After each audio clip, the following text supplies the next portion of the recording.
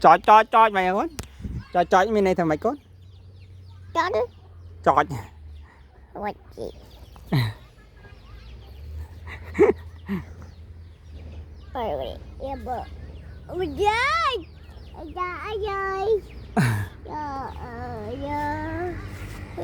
Đây cầm đại lực các bạn con. Tôi sắp có đại lực các bạn này.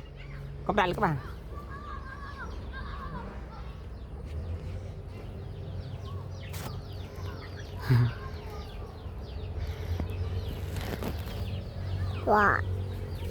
Wow. Alo. Alo mình con.